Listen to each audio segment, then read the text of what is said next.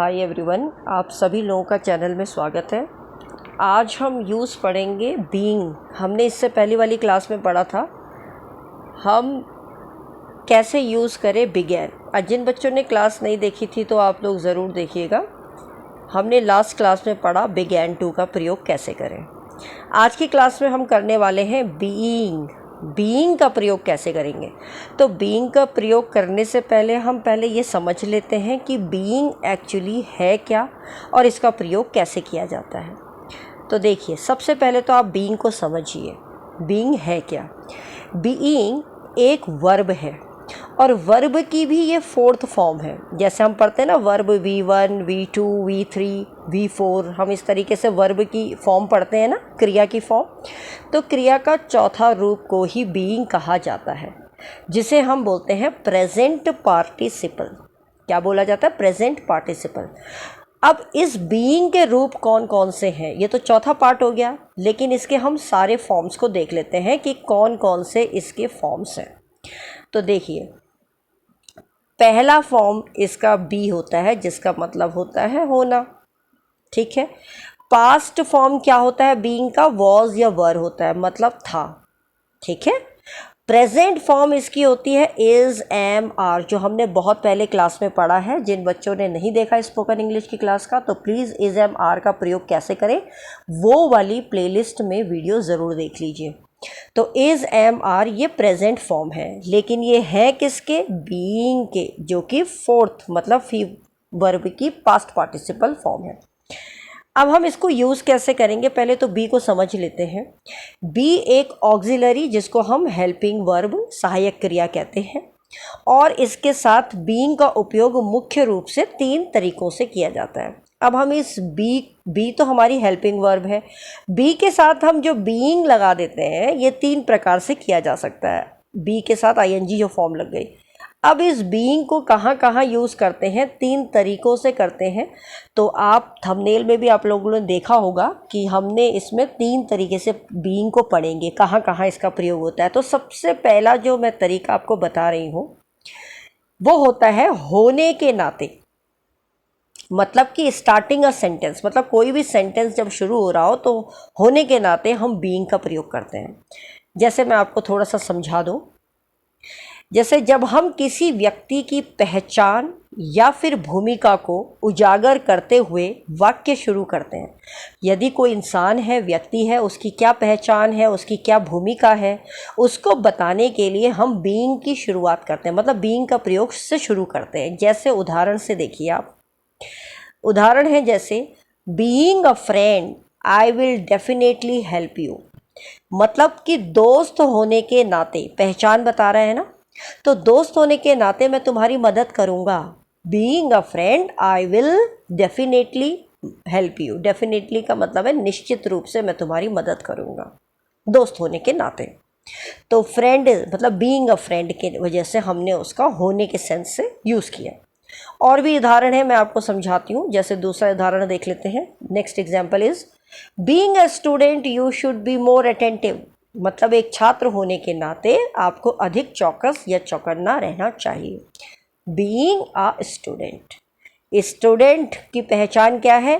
कि तुम एक स्टूडेंट होना चाहिए, स्टूडेंट होना चाहिए। अभी हमने ऊपर पढ़ा था फ्रेंड होना चाहिए। ठीक है। ऐसे ही तीसरे वाले को देख लेते हैं। Third sentence, being a cop, cop कहते हैं हम पुलिसकर्मी को। Being a cop he was always very punctual. पुलिसकर्मी होने के नाते वह हमेशा समय के पाबंद थे।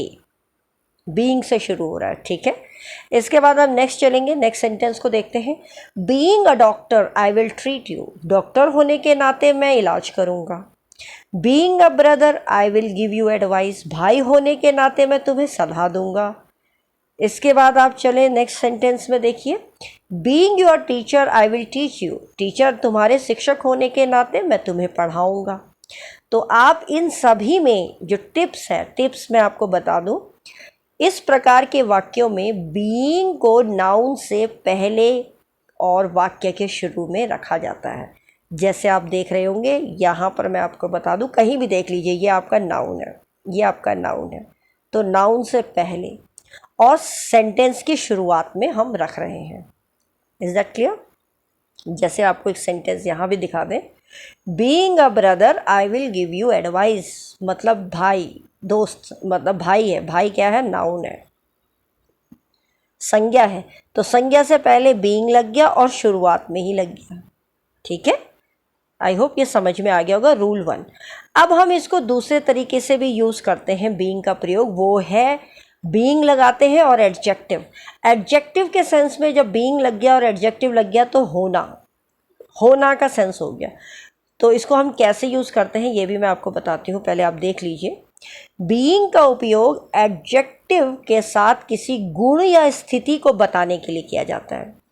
जब बीइंग का प्रयोग एडजेक्टिव के साथ हो जाता है, मतलब बीइंग भी लग गया प्लस आपकी एडजेक्टिव लग गई, क्रिया विशेषण जिसे कहते हैं, विशेषण कहते हैं, तो इसको लगने के बाद इसमें क्या होता है, इस सेंटेंस में किसी की गुण या उसकी स्थिति को बताने के लिए हम बीइंग का प्रयोग करते हैं जब एडजेक्टिव भी लग जाता है। अब अभी समझाते हैं सेंटेंस से। देखिए पहला एग्जाम्पल देखिए आप,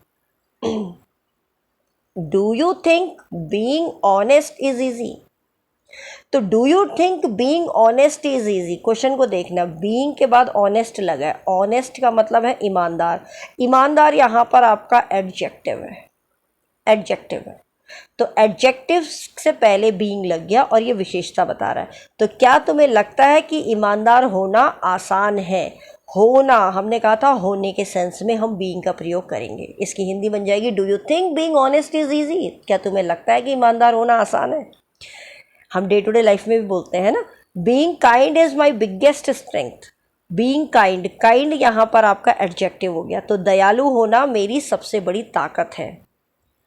और देखिए कैसे यूज कर सकते हैं, she is being very mischievous today. Mischievous का मतलब होता है शरारती, तो वह आज बहुत शरारती हो रही है, नॉटी कहते हैं ना हम।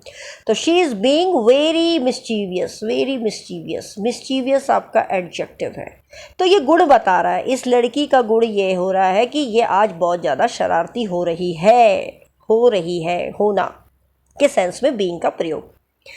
टिप्स आप देख लीजिए आप कहाँ पर लगाएंगे, तो बीइंग का प्रयोग हमेशा एडजेक्टिव से ठीक पहले किया जाता है। जैसे मैं आपको ये वाला फिगर को दिखा के आपको बता सकते हैं, बाकी मैंने सारे एग्जांपल्स आपको बता दिए हैं। Being kind is my biggest strength, तो काइंड काइंड क्या है? एडजेक्टिव है, एडजेक्टिव से पहले क्या लग गया है? बीइंग लग गया है। ठीक है, तो ये हमारा रूल 2 भी कंप्लीट हो गया। अब तीसरे तरीके से हम बीइंग का प्रयोग करते हैं, इज, एम, आर, वॉज, वर, ठीक है, प्लस बीइंग प्लस वर्ब की थर्ड फॉर्म। तो जब इतना सारा आप देख रहे हैं तो समझ चुके होंगे कि हम पैसिव वॉइस की बात कर रहे हैं, क्योंकि वहाँ बीइंग प्लस वर्ब की थर्ड फॉर्म का प्रयोग होता है।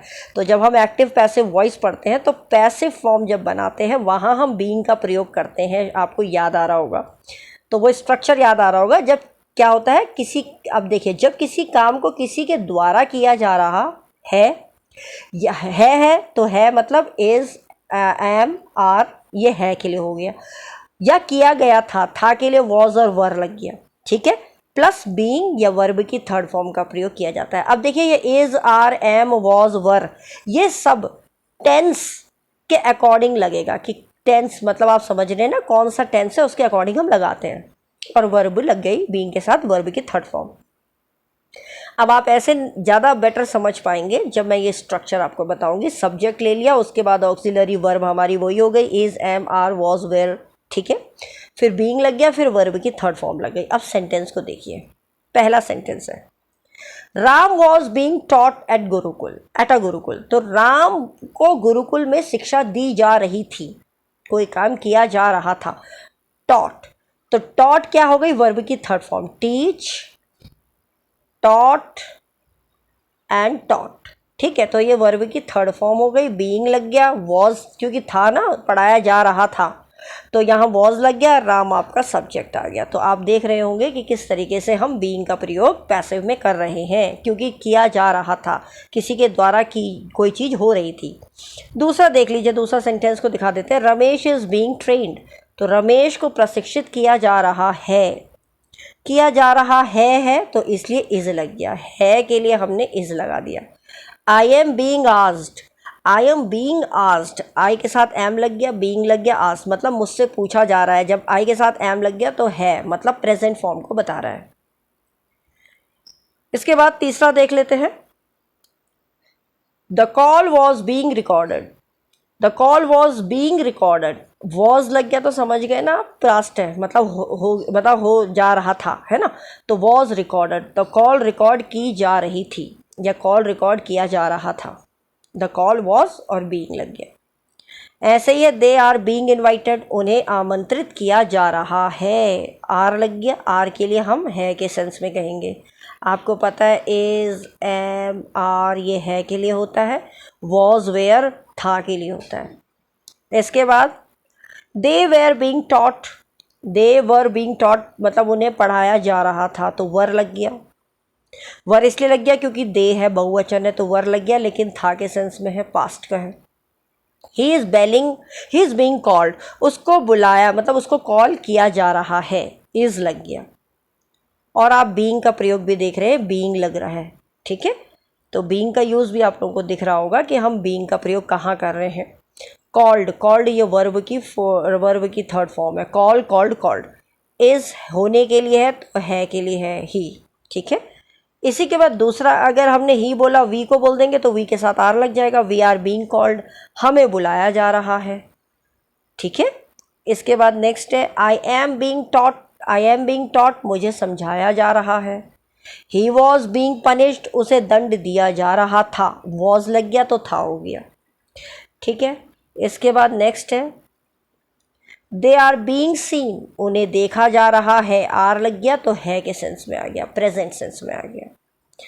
तो ओवरऑल इसको अगर हम समझें तो यूज़ कैसे करेंगे, देखिए अभी मैंने सारे आपको बता ही दिए।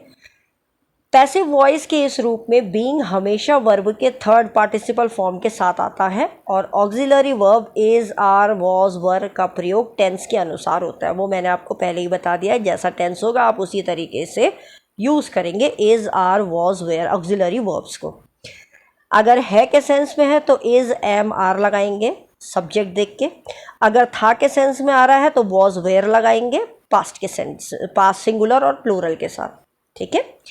अब देखिए इसका एग्जाम्पल दिया ना, रमेश इज बीइंग ट्रेन्ड, तो रमेश को प्रशिक्षित किया जा रहा है, रमेश है, इज लग गया, ठीक है। तो दिस इज द वे हमें किस तरीके से करना है। अब बीइंग यहाँ पर लग रहा है और बीइंग आप देख रहे होंगे ट्रेंड, ट्रेंड यहाँ पर क्या है, वर्ब की थर्ड फॉर्म है, ये बीइंग लग गया, ये इज ऑक्सिलरी वर्ब लग गई, हेल्पिंग वर्ब, ये सब्जेक्ट लग गया। तो आई होप आपको ये सेशन समझ में आया होगा। अगर आपको अच्छा लगा, हेल्पफुल लगा तो तो आप चैनल को सब्सक्राइब कीजिए, ज्वाइन कीजिए, ज़्यादा से ज़्यादा लोगों के साथ शेयर कीजिए। And yes, if you have any kind of doubt you can comment me in the comment section also। और आप लोग भी अपने sentences खुद फ्रेम कीजिए so that it will build a capability that you will be able to frame the sentences of your own, and at the same time you will try to speak these sentences aloud, मतलब you have to shout loud, जैसे मैं बोल रही हूँ जोर जोर से ऐसे आप भी बोलिए, क्योंकि our focus is to understand and to speak English fluently तो automatically आ जाएगा once we will be able to know how to write the sentences, how to frame the structure and how to speak. Once you will speak from your own side also, it will definitely help you. Thanks for watching this video. मिलते हैं कल next new session के साथ. Till then, bye, take care.